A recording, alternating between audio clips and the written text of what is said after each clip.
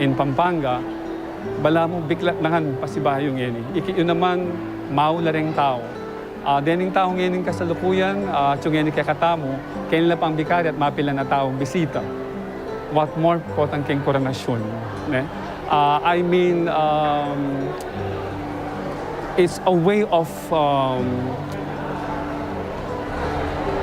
awakening the faith that was hindered by this pandemic. Siyempre, iyang mumunang disipulo, mas masanting kaniyating pamagstay daking kakatamong bikari at makanyan mo naman celebration ng mabilog archdiocese. Dapat tamong mabiyasa kaya. Balo tamo mo naman kala ibiyena kaya ning anak ng Diyos eman painawa migmula ng miglakbe. At makanyan mo naman siguro kay katamo. Synodality is about pamaglakbe and abe-abe, kayantabe na. Kasi nung itamo mo, masatamo mo kay katamo, sigurado mapagal, masayingsing. Pero nung ila, alang balakid. Mangailangan tangan ngayon, waling king pandemya. Siguro mo material, mo physical impacabs yan. Migit kaniti yapin ng spiritual. Uling potang iyang mikat mon kay katamo, tukinangan. Balo tamo yung krusada, atin yang lamak. Pero migit kitang ako pinsasabi, itang may kabsenta mo at yan, kareting lamak. Yapin ng pilimbawan ng daneting mindo. Uling iting tunay sentro ng krusada. Penitensya y karidad, munandili, yapin itang manyawat tamong kapatawaran ka rin kaya katamong agawang kasalanan. At mangat mo, at yung siguro yapin itang pamangat mo, yapin ng karidad. Panimunanan ng Nueva Virgen Maria. Ako po Father Carmelo M. Agustin, maka-assign kay La Consolacion Parish sa Isidro Guagua, Pampanga. Kami atungan na rin yung kapatadapari keting bikarya ng San Agustin.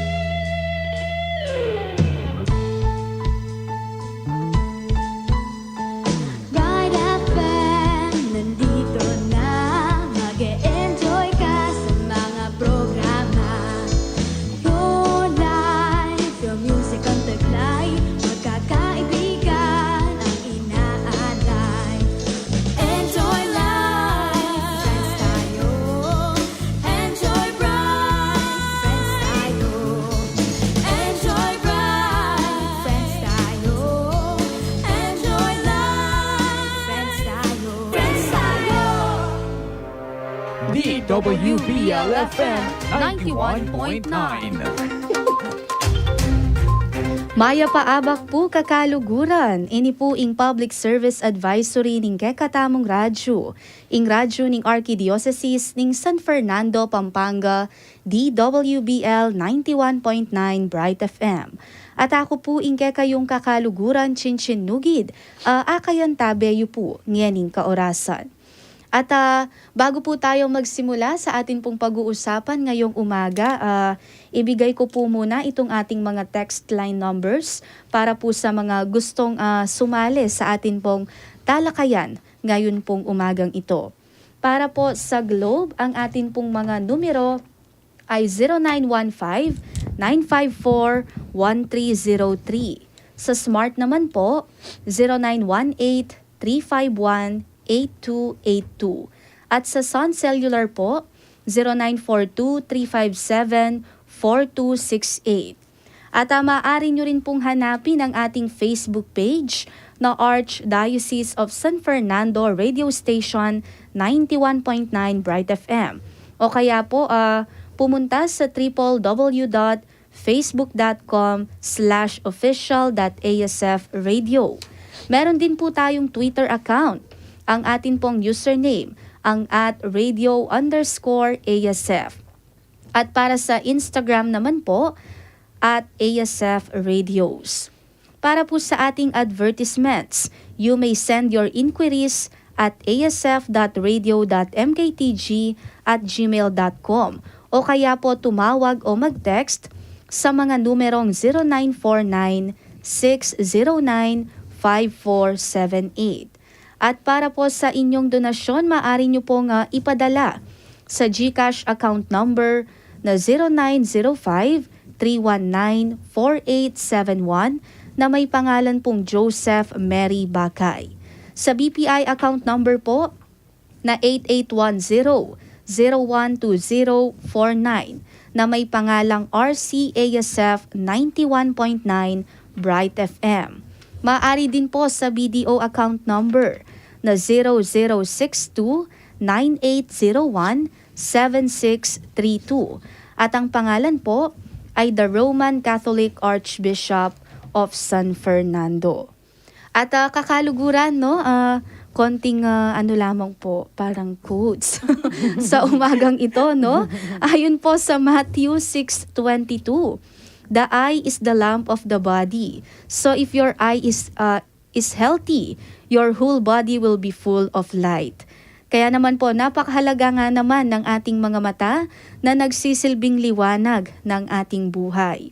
Kaya naman po, sa darating na buwan ng Agosto ay ang tinatawag na Sight Saving Month. At ngayong Webes po, mayroon tayong makakasama mula sa Integrated Philippine Association of Optometrists Incorporated upang bigyan tayo ng iba't ibang impormasyon tungkol sa pangangalaga sa mga mata at upang kilalanin na rin po ang kanilang grupo. Bigyan natin sila ng oras upang bumati sa inyo. Magandang umaga po sa inyong lahat. Kami po'y nagagalak at nandito po kami ngayon sa 91.9 Bright FM. Ako po si Doc Lynette May Soriano po. Ako po ngayon ang kasalukuyang presidente po ng IPAW Pampanga Chapter. Ako po si Dr. Elizabeth Ocampo Canlas, active member po ng IPAW Pampanga. Ayan, kumusta naman po ang ating buhay? Kanina medyo hingal na hingal po kayo, no? Okay lang. Ayan Exercise. po. Pampagising. Opo. At ayun po, simulan na po natin ang ating usapan dahil marami po for sure, no, ang makaka-relate sa atin pong pag-uusapan ngayong umaga dahil usapang mata po ito. At ito nga po, ipakilala po natin yung inyong grupo o yung tinatawag po na IPAW. Ano po ba ito? Okay. Ang IPAW po or ang Integrated Philippine Association of Optometrists Incorporated po. Ito po ay nabuo yung 1976. So ito po ay mga grupo ng mga practicing optometrists po. At ang IPAW po ay ang one of the CPD provider po ng PRC. Po. Kailan po ito nagsimula? Nagsimula po ito yung before, tawag kasi before dito is Samahan ng mga optometrists, so SOP. So for nagpalit po hanggang naging mga 1997, opo, naging Integrated Philippine Association of Optometrists na po siya. So ilan po ba yung miyembro po nito pong samahan pong ito? Okay, actually, yung pong national, kung pagsaanin natin, meron po kasi tayong mga grupo, mga OFW na nagpa-practice po sa ibang bansa. May mga chapter din doon. Then same thing po dito sa atin sa Pilipinas. Dito po sa sinasakupan po namin ngayon, dito po sa Pampanga, so far po, ang naging miyembro po namin ngayon is 70. So, yung mga practicing, yung sinasabi natin practicing, may mga sariling physical clinic, more or less po, nasa mga 55 po sila. Ayan po. So, meron pong chapter dito sa Pampanga, no? Meron pong national, at meron din po tayong kasama from abroad. Ano po? Bali, ganun po. May yung national po, nasa under the umbrella kami ng national. So, parang kami mga network niya po kada probinsya po. At ano po ba yung vision, mission po nitong inyong samahan na IPAW? Okay, sige po.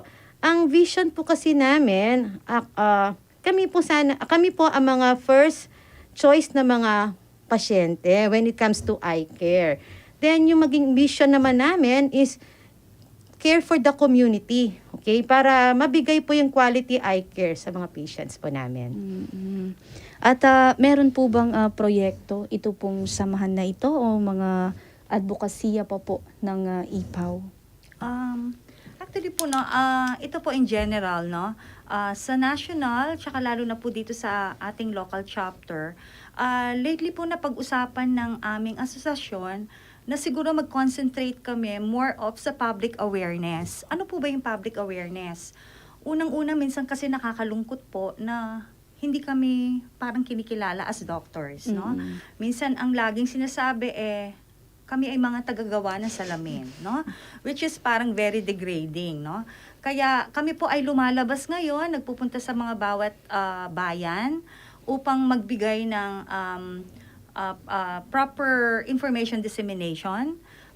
Nakikipag-usap at nakikipagkita po kami sa mga bawat ABC ng bawat barangay. So far, we have siguro mga 8 towns na pong napupuntahan namin. So, mga 14 towns to go pa. At ang target po namin matapos namin this year. So, pinapaalam po namin na hanggat maaari po sa amin po magpatingin ng kami ang primary health care provider, kami ang unang puntahan.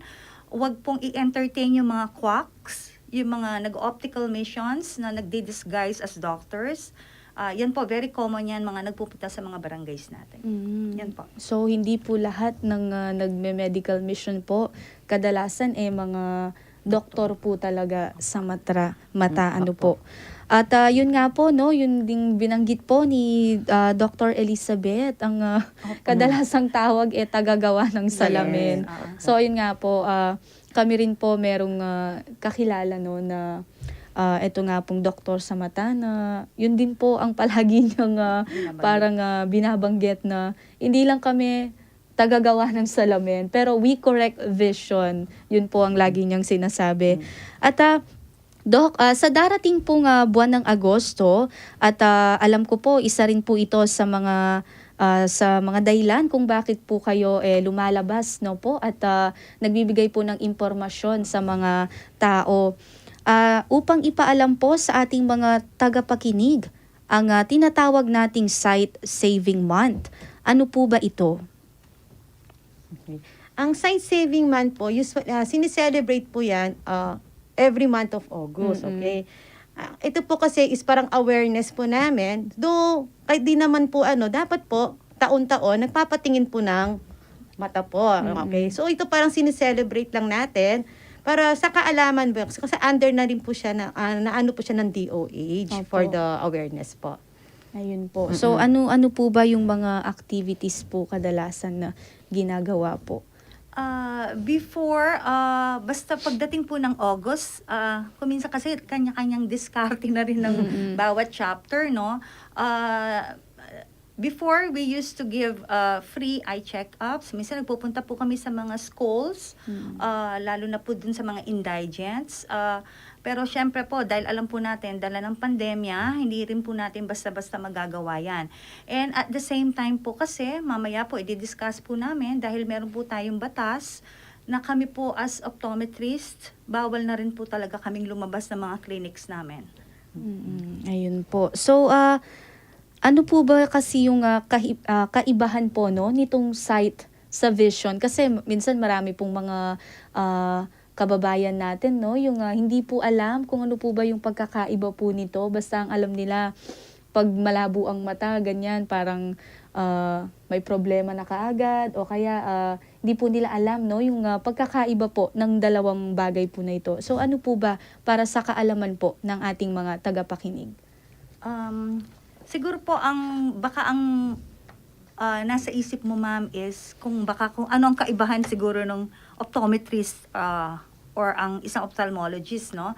Kasi yun din ang gusto naming ibigay ng emphasis, no? Kasi tulad nga ng nasabi ko kanina, yung iba hindi kami kinikilala as doctors. So kaming mga optometrist, kami po ang primary health provider na supposedly sana kami ang unang pinupuntahan ng mga tao or mga pasyente, lalo na kung nakakaramdam ng paghilo, panlalabo ng paningin, no?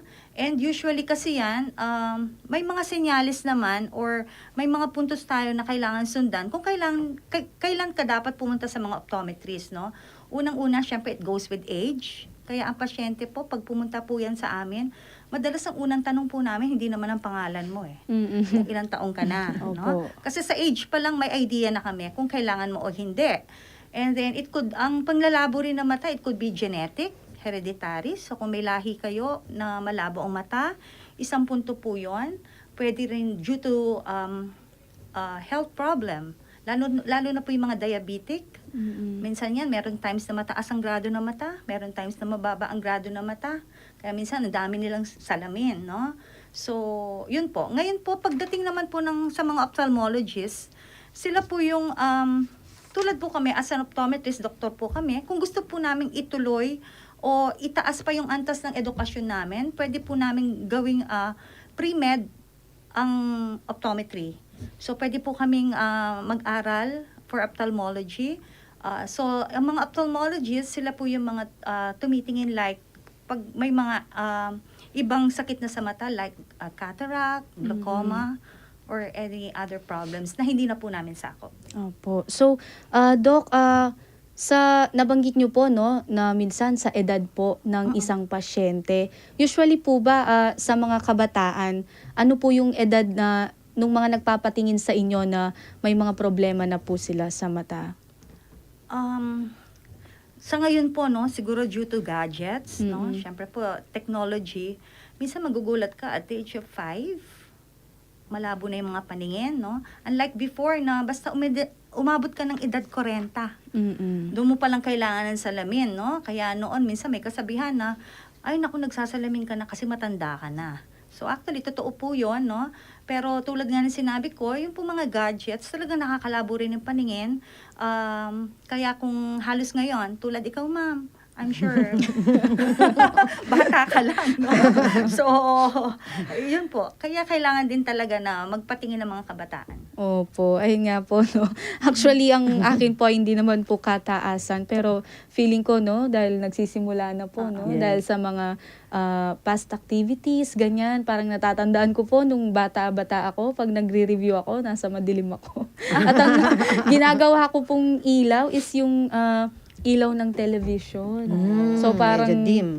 Doon po ako sa dim light. So feeling ko isa pong factor 'yon, no. At ngayon din po dahil everyday kaharap ang computer na nagiging epekto po no ng talagang pagkalabo ng mata. Nabanggit nga po ni Doc minsan ang sintomas, nahihilo, ganyan. Tas meron pa pong mga pagkakataon na talagang yung parang feeling mo nasusuka ka dahil sa sobrang pagkahilo. So ayun po Doc, ano pa po ba o gaano po ba kadalas dapat magpatingin ng mata ang isang tao po? Okay. Actually, before ang mga practice po is yearly. Opo. Pero dahil nga po nagbago na po yung panahon natin, may mga technology na po tayo, gadgets, usually, ina-advise po namin every 6 months. Para na monitor natin, lalo po yung mga kabataan ngayon. Kasi minsan, mga bata kasi, di nila sinasabi sa mga parents na malabo until napapansin na lang nung ba't tumitingin yung anak ko patagilid? May mga ganun po. So, dadalhin po sa amin, then we found out na mataas na pala yung grado ng bata. So, at least doon pa lang, napiprevent na po natin. At imino-monitor po namin. So, ina-encourage namin na every 6 months, ma-check up po yung mata. Opo. At ano-ano pa po ba yung mga pangangalaga na dapat gawin po sa atin pong mga mata? Aside po dun sa sinabi ni Doktora na at least ugaliin po natin na at least once or every 2 years ay gawin po natin yung annual check-ups natin sa mata. Ayun po siguro sa gadgets, no, lalo na po sa mga kabataan, meron po tayong madali lang po itong tandaan, no. Meron po tayong tinatawag na 20-20-20 rule. Ano po ang ibig sabihin noon? For every 20 minutes po na paggamit ng gadgets, ipahinga mo ang iyong mga mata for at least 20 seconds at tumingin sa malayo na ang distansya ay at least 20 feet. Yun po. So, yun po, no? 20-20-20 rule. So, every 20 minutes po ng paggamit ng gadget ay titigil po muna at least o ipapahinga yung mata at least 20 20 seconds. And then titingin po sa distance na at least 20 feet po ang distance. So ayun po sa ating mga magulang na nakikinig at may mga anak na palagian po ang paggamit ng gadgets. Ayan po, maaari po nating ipagawa sa kanila itong ibinigay po ni doktora na parang pangangalaga po sa ating mga mata. Doc, ano po ba yung ibig sabihin naman itong paningin ng isang tao ay 20/20? Okay. Ang 20/20 po, ibig sabihin po, perfect po yung vision niya, okay? Hindi po malabo nakikita niya sa malayo, at the same time sa malapit. So marami po tayong kategorya sa mga refractive errors po natin. So natanong nyo na rin po yung 20/20, babanggitin ko na rin po yung mga ibang klaseng, siguro naririnig din po yung myopia. Okay. Pag sinabi po natin myopia, nahihirapan po kayo tumingin sa distance. Pero nearsighted po ang tawag natin doon. So pag malapitan, maliwanag po siya. Kabaligtaran naman po yun ng hyperopia. Okay, yung hyperopia naman po, pag malayo, maliwanag. Pag malapit, mahihirapan.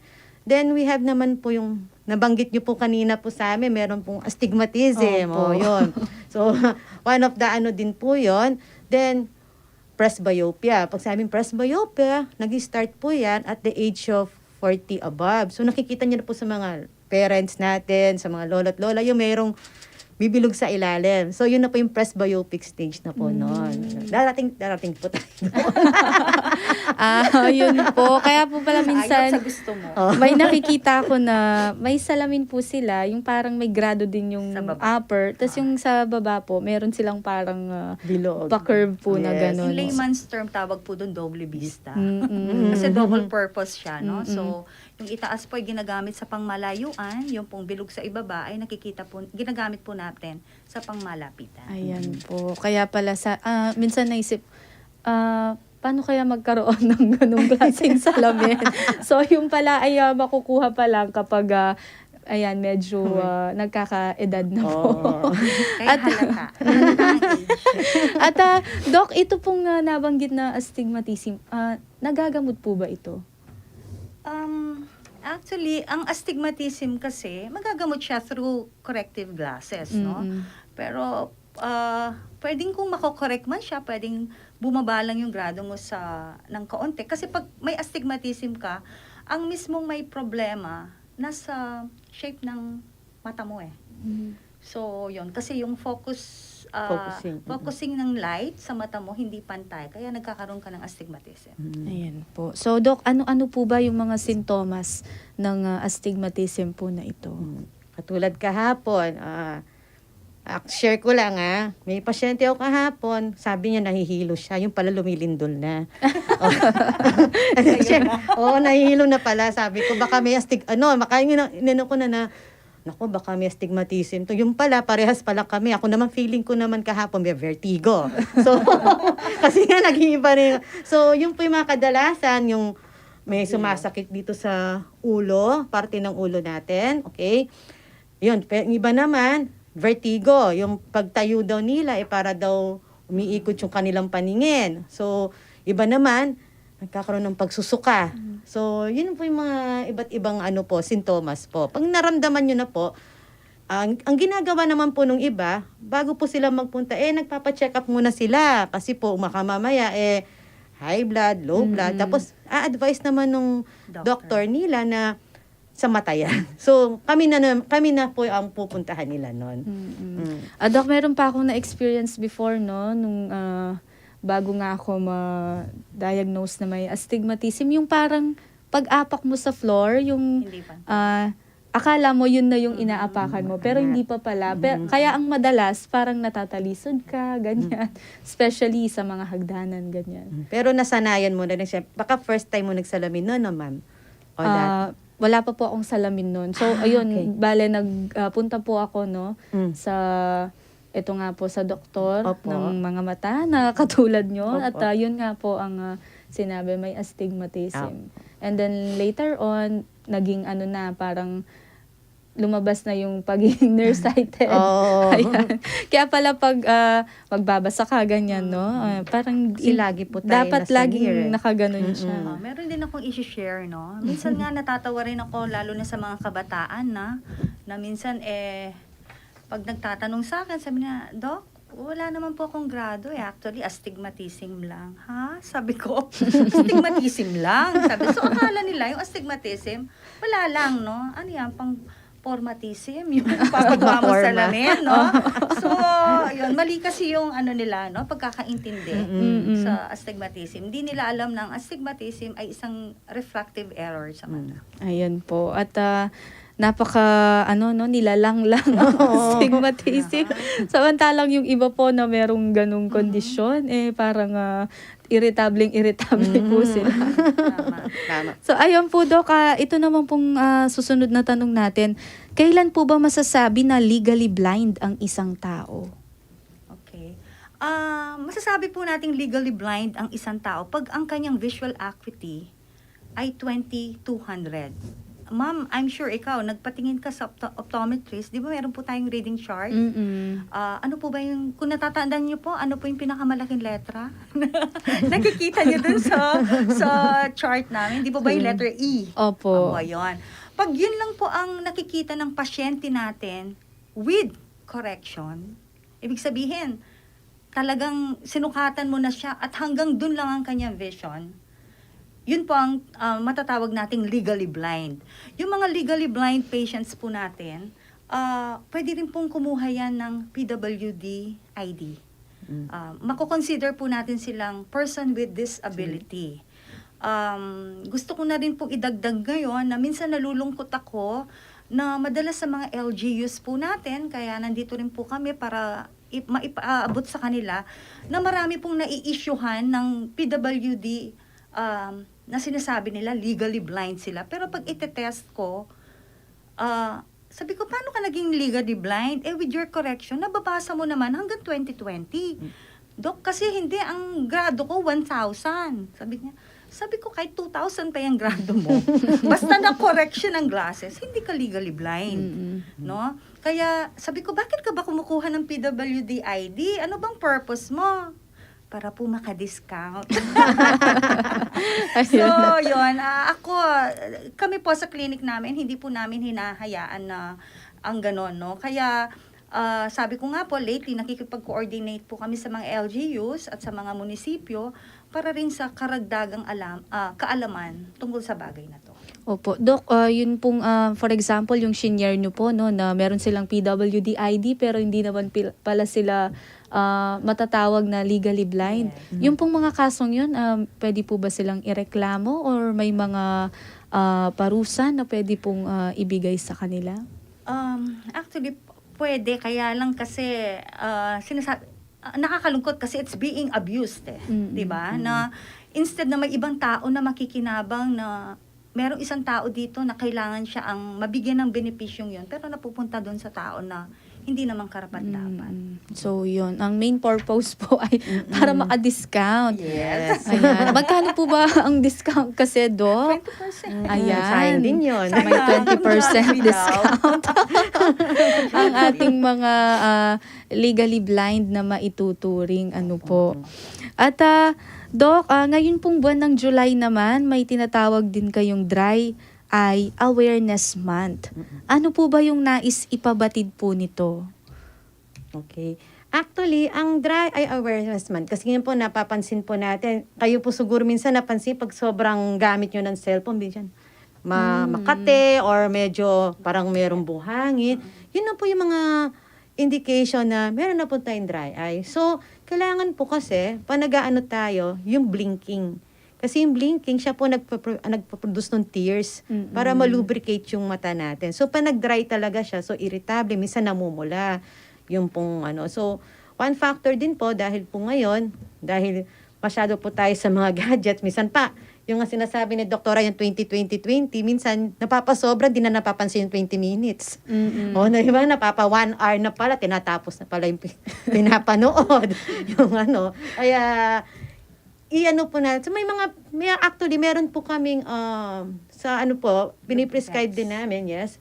aside sa para ma-prevent din, we have also the glasses. Opo. Okay, yung mga anti-radiation or yung mga then kung talagang na po siya, we have that eye drops or lubricant para mo-lubricate po yung mata natin. Okay.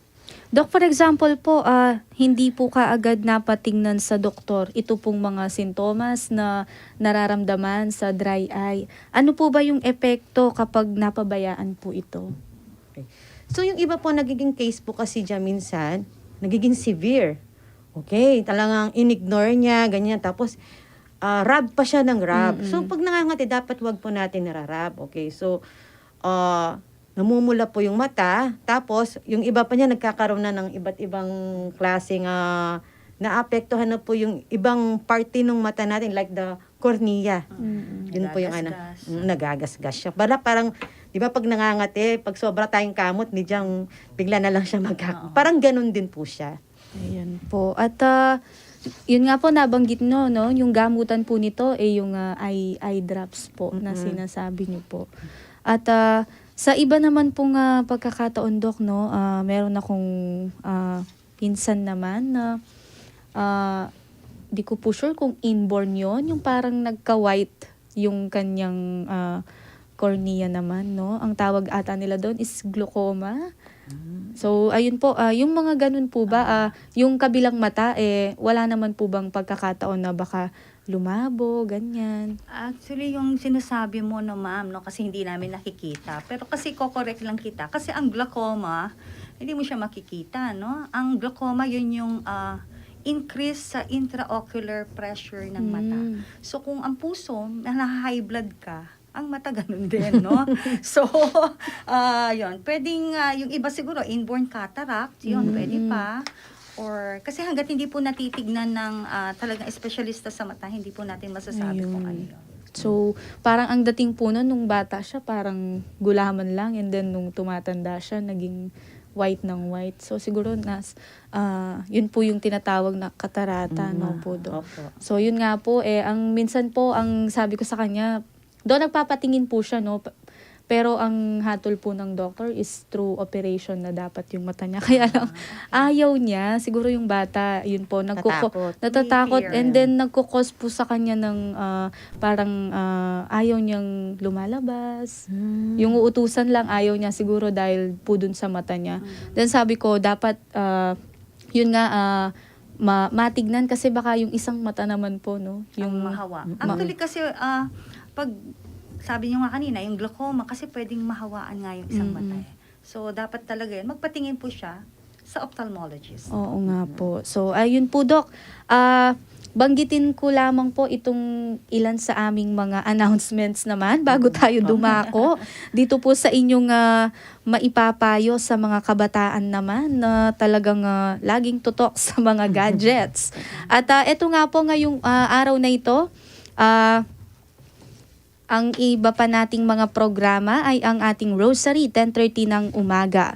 11 a.m. ang Misa King Radyo with Reverend Father Ronnie Cao. 12 noon, Kwentuhang Katoliko with Reverend Father Ramon Torres. 3 p.m. Chaplet of the Divine Mercy and Litany of the Saints. 4 p.m. Usapang Biblia with Reverend Father Jess Layug and Brother Boyet Celso Mamukud. 5:30 p.m. Thursday Novena to St. Jude Tadeus. 6 p.m. po ang Barkadahan kay Cristo with Reverend Father Joseph Mary Bakay, Sister Rose Feliciano, Sister Daisy Enriquez and Brother Fer Santos. At 7:30 p.m. po ang replay ng Usapang Biblia with Reverend Father Jess Layug and Brother Boyet Celso Mamukud. At bukas po Friday, July 29, 6:20 a.m. Mass live from Santo Niño Parish, City of San Fernando. 9 a.m. Public Service Advisory. At 11 a.m. Misa King Radyo with Reverend Father Nitoy Malyari.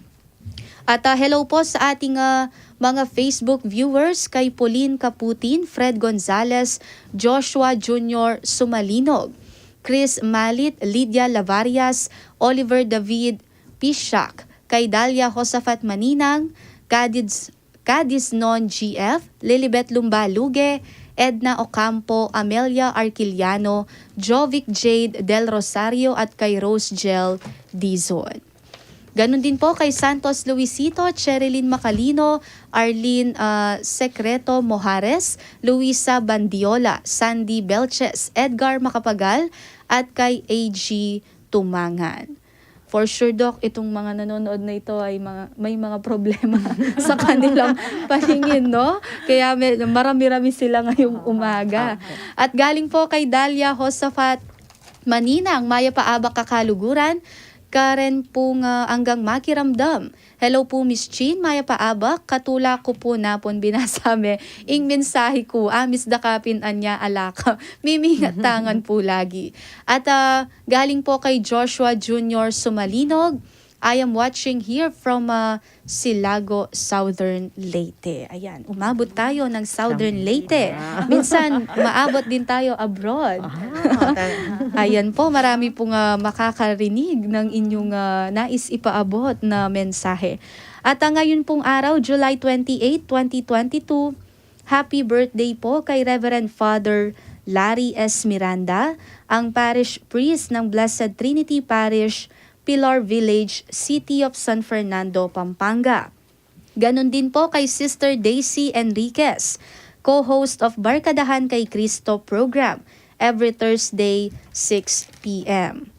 At ngayon pong araw, July 28, ito po ay kaugnay sa novena in honor of Saint John Mary Vianney. At ang live stream po ng misa nila via FB of the host parish. At ngayon nga pong araw, July 28, Mary Help of Christians Parish, San Antonio, Bacolor. 5:10 p.m. po ang novena prayer at 5:30 p.m. ang Holy Mass. At kaugnay naman po ng ating Dalo Vicariato, kasalukuyan pa rin pong nasa La Consolacion Parish, San Isidro, Guagua, ang mga imahen ng Santo Cristo del Perdon at Virgen de los Remedios. At sa August 1 po ay dadalhin po ang mga ito sa Antonio de Padua Parish, San Antonio, Lubao. At magi-stay po sila doon hanggang August 8, 2022. At ayun nga po, Doc, ang maipapayo nyo po sa ating mga kabataan na laging nakatutok sa mga gadgets. Okay. Ako, mapapayo ko po ngayon. Pero hoping soon, magkakaroon na tayong face-to-face. Medyo mababawasan na rin yung ano nila. So, habang hindi pa ho yun po yung nabanggit natin is follow the 20-20-20 rule. Okay? 20 minutes, papahinga, 20 seconds, titingin sa malayo, then, Ano pa? Nahano ako. Paggamit ng gadget. O, sa ng gadgets, okay? Nawala. Additional, no? Pwede rin na, kahit naman kasi walang diferensya talaga yung mata mo, pwede ka na magpagawa ng protective glasses para may protection ng mata mo sa blue rays na siyang nakakasira sa mga mata. Ayun po. At Doc, yayain po natin itong ating mga nakikinig na makiisa dito nga po sa Sight Saving Month sa darating na buwan ng Agosto. Okay, this coming August po, we are celebrating the Sight Saving Month, okay? So, to give awareness po to the public na kailangan nyo pong magpa-check po sa optometrist for your primary eye care po. Yan po. Baka may gusto po kayong i-greet, Doc, itong inyong mga Fans? Sige, si Dr. Canlas. Opo, sige po. Binabati po namin, syempre po, ang miyembro ng IPAW Pampanga. Andito lang kami. Marami na kayong utang sa amin, Jollibee. Joke. Yun, papaalalahanin lang po namin ng publiko na sana po tangkilikin at puntahan niyo po ang inyong mga legit optometrist. Huwag po nating i-entertain yung mga tinatawag nating quacks o yung mga nagpupunta sa mga baryo-baryo, mga nagbibigay kunwari ng free optical mission pero actually naniningil din kalaunan. Dahil madalas po yung mga yan ay hindi po mga legit optometrists. Madalas po yung mga yan ay mga technicians or mga nagkaroon lang ng eksperyensya sa pagtadabaho sa mga opticals. Ayan po, si Doktora ayan po, Soriano. Yes Baka may gusto po kayong i-greet. Okay. Okay, binabati ko po yung aking grupo. Okay, siguro nakikinig sila ngayon. Okay. At binabati ko rin aking better half sa kanyang actually he's also an optometrist. Okay, so and my family and sino pa? Ang national chapter namin, ang chairman is Dr. Charlie Ho. My vice governor is Dr. John Nakpil, and the national president is Dr. Balconcha po. Binabati ko po sila. Po. Kayo po ay may clinic, no? Opo. Ayan. Saan po ito matatagpuan? Ang clinic ko po, dito lang po sa may bayan ng San Fernando, yung Angelinas Optical. Sa side lang po siya ng cathedral. Maipagmamalaki ko po na isa sa pinakamatagal, legendary na. Dahil ang clinic ko na yon ay namana ko po sa aking butihing ina. Hindi ko na po pinalitan ng pangalan dahil mas kilala po siya doon. Si Doktora po. Kami naman po, may clinic po kami dito po sa San Fernando, sa may Bulaon. Then, meron din po tayo sa parte ng Mexico, bandang San Rafael po. Ayan po. At marami pong salamat sa inyo pong pagpapaunlak at pagbibigay ng kaalaman sa ating mga tagapakinig at nanonood po ngayong umaga. At marami pong salamat sa ating mga nakasama sa umagang ito. At narinig po natin sina Dr. Lynette Soriano at Dr. Elizabeth Ocampo Canlas. Muli ito po si Chinchin Nugid at nagpapaalala po sa inyo na kapag may problema sa mata, sa optometrist pumunta. Marami pong salamat.